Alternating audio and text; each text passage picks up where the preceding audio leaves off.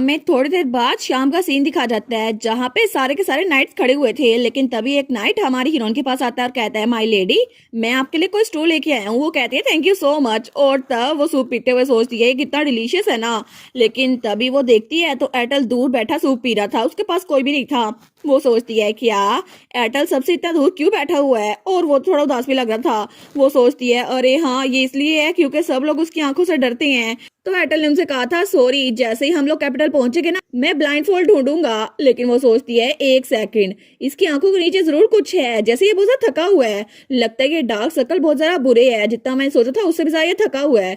तो वो सोचती है, मैं ऐसे इसको रहने नहीं दे सकती, मुझे इसको फील बेटर करवाना ही होगा। और थोड़ी देर बाद वो स्क्विरल वाली फॉर्म में वहां से आगे भाग रही थी। और तभी वो हमारे एटल के पास आती है तो तब उसके हाथ में बहुत सारे नट्स थे। तो एटल कहता है कि वो तो बड़ा हैरान था। लेकिन तभी हमारी हीरोइन तो अपने हाथ में छोटे छोटे नट्स लेकर आई थी।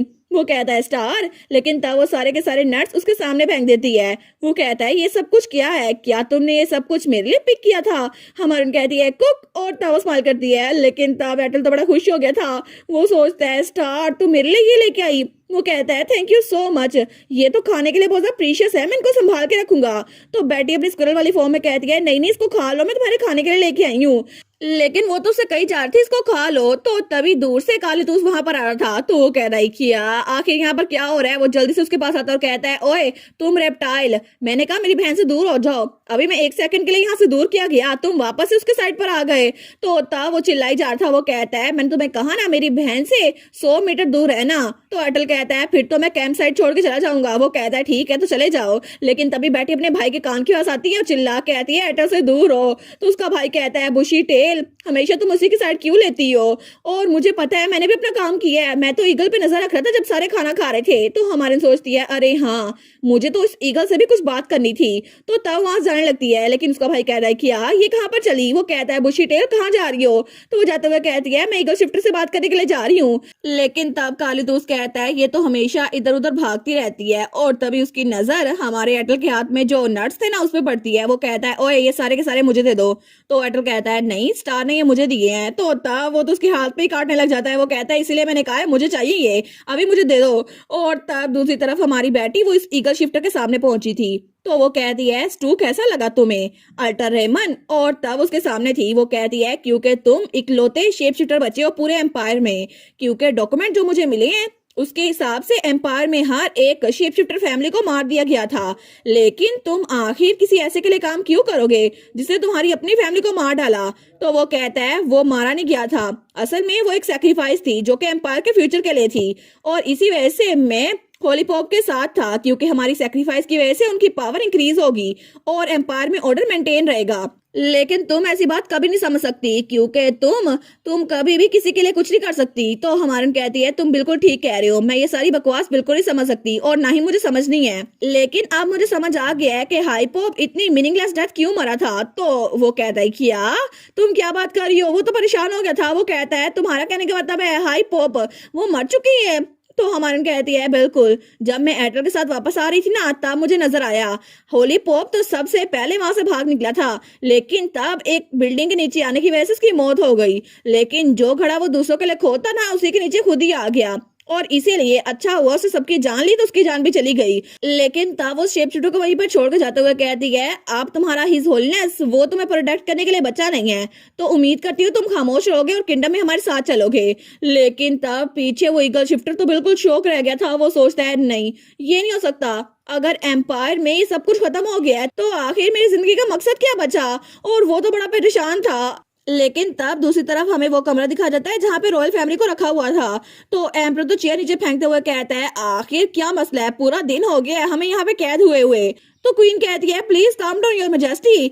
तो किंग कहता है, आखिर मैं काम डाउन कैसे हो जाऊं? वो सोल्जर्स हमारी सारी बातें सुन सकते हैं, लेकिन तुम कह रही हो मैं काम डाउन हो जाऊं? और वो पोप भी किसी काम का नहीं है। लेकिन रिटर वो तो आराम से दूसरी साइड पे बैठा हुआ था, लेकिन उसका फादर तो चिल्लाई जा रहा था। तो रिटर सोचता है, मुझे लगता है उम्मीद की कोई किरण बाकी नहीं बची, अगर मैं पहले ही अपने फादर से थ्रोन छीन लेता तो ये सब कुछ मैं खुद ही हैंडल करता। लेकिन अब भी पैनिक करने की कोई जरूरत नहीं है, मैंने ये सब कुछ खुद ही प्लान किया था, तो मैं इससे निकल जाऊंगा। इसका ये मतलब नहीं है कि मैं इस सब में फंसूंगा।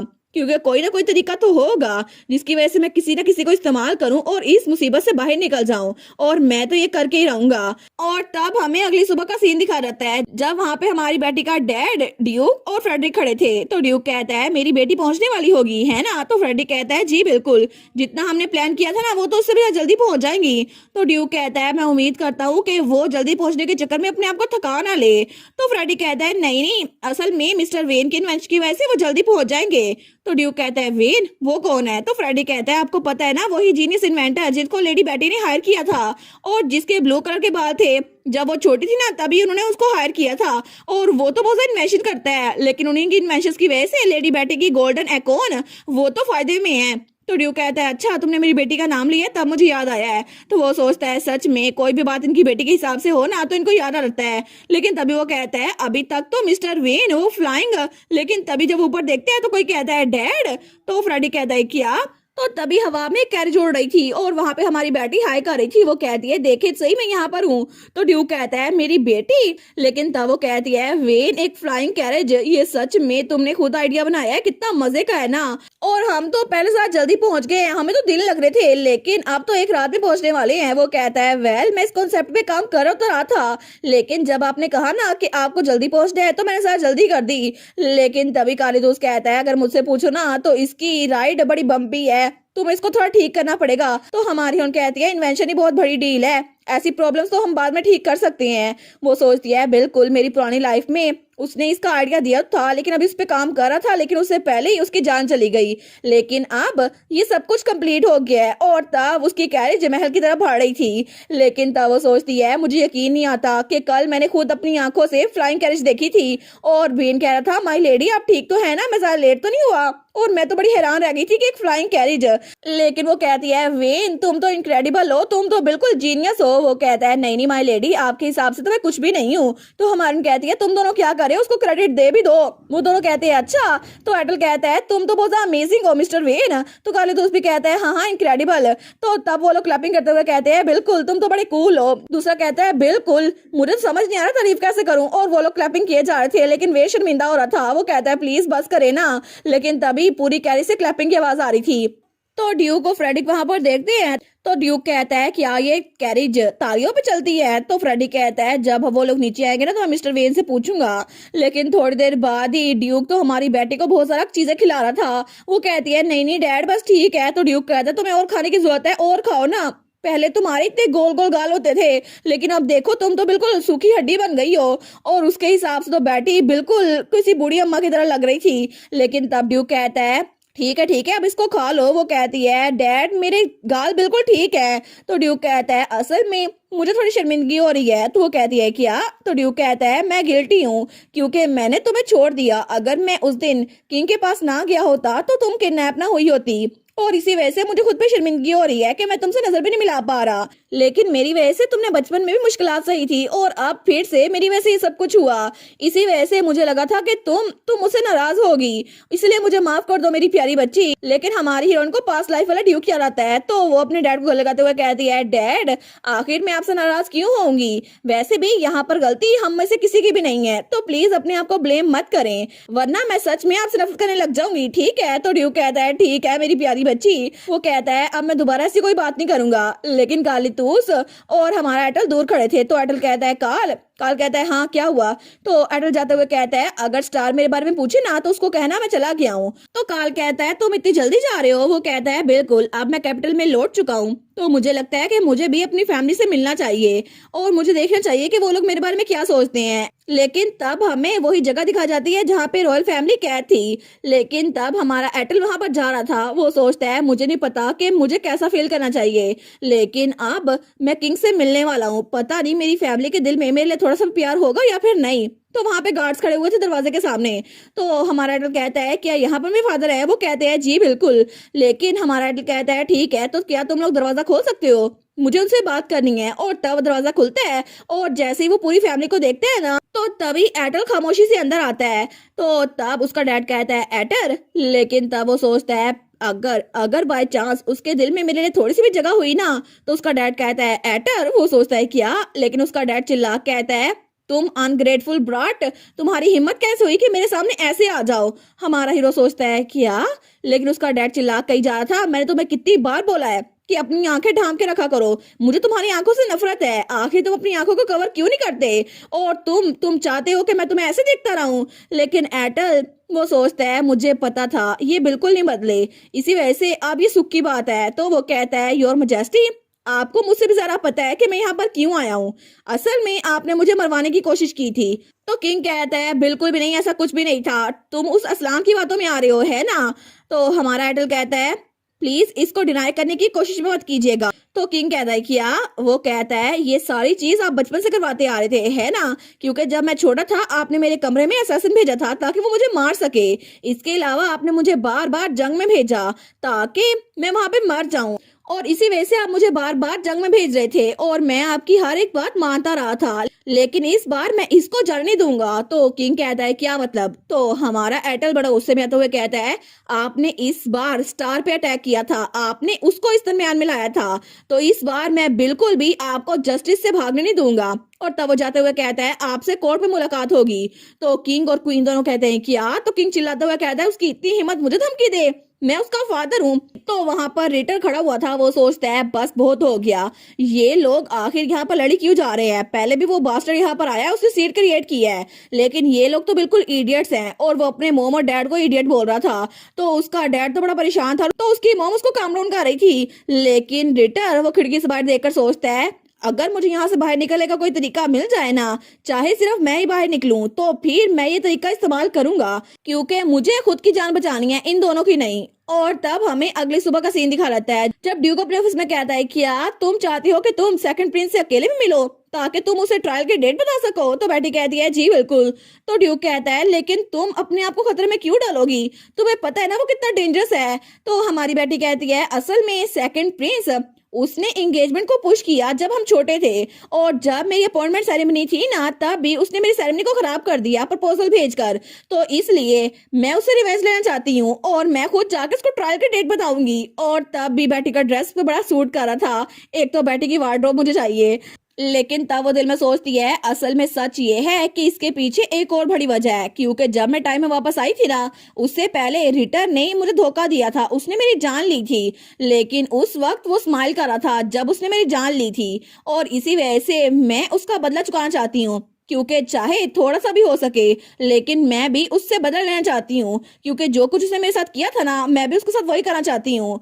लेकिन वो सोचती है पता नहीं डैडी इसको अलाउ करेंगे या फिर नहीं। तो ड्यूक कहता है तुम ठीक कह रही हो। और तब वो खड़ा होते हुए कहता है मेरी बेटी के साथ उसने जो कुछ भी किया है ना उसको इतने आराम से मैं इतने से भी प्राइड के साथ कोर्ट रूम में दाखिल नहीं होने दूंगा। इसलिए मेरी बेटी क्या तुम्हें पता है लाइन हंट क्या होता है। तो हमारी बेटी कहती है लाइन हंट, क्या ये ग्रुप में हम हंट नहीं करते। वो कहता है बिल्कुल लायंस ग्रुप में हंट करते हैं, लेकिन पहले वो शिकार को भगाते हैं और उसके बाद वो उस पर आखिरी वार करते हैं। तो इस बार आखिरी वार मेरी बेटी करेगी, ठीक है, और मैं तुम्हारे साथ बहुत सारे नाइट्स भेजूंगा ताकि तुम बिल्कुल सेफ रहो। तो जाओ और उसको पे बैक दो जो कुछ उसने किया था। तो बेटी स्माइल करते हुए कहती है ठीक है थैंक यू डैड, और वैसे भी ये लाइन और स्क्विरल का टैग टीम अटैक होगा है ना। तो वो स्माइल कर रही थी, लेकिन तब दोपहर के वक्त वो वहां पर आई थी और तब उसके सामने चाय थी। वो सोचती है मुझे यकीन नहीं होता फादर इतनी जल्दी मान गए, लेकिन अच्छा हुआ ना कि उन्होंने साथ में नाइट्स भेज दिए, क्योंकि एटर तो सच में बहुत ज्यादा डेंजरस है।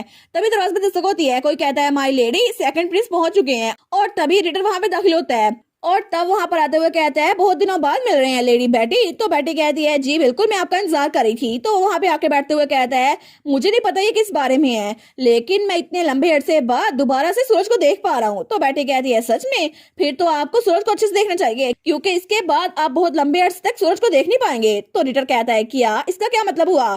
तो हमारे कहती है आपकी ट्रायल की डेट वो सेट कर दी गई है, क्योंकि अब से 3 दिन बाद आपका ट्रायल वो शुरू हो जाएगा और पूरा का पूरा किंगडम आपको देख सकता है। और तब अपनी बात खत्म करते हुए जाते हुए कहती है अभी के लिए आपको दोबारा से अंडरग्राउंड लॉक किया जाएगा, इसीलिए ये आपका आखिरी बार सूरज को देखना होगा। लेकिन तब वो अपनी बात करके जाने लगती है, वो सोचती है अच्छा हुआ ना मैंने इसको जवाब दे दिया, ये तो जितना मैंने सोचा था ना उससे भी ज्यादा सेटिस्फाइंग है। वो तो बड़ी खुश हो रही थी, लेकिन वो सोचती है अब ये देखकर मजा आ रहा है रिटर, तुम यहाँ पे अपना सर झुका के बैठे हुए हो और कुछ भी कह नहीं रहे। लेकिन तभी रिटर कहता है एक मिनट रुकिए। वो कहती है क्या? तो रिटर कहता है मुझे असल में आपको कुछ बताना था। असल में मैं नहीं चाहता कि ये बात मैं अपने आप तक रखूं, इसीलिए मैंने अपना माइंड बना लिया है।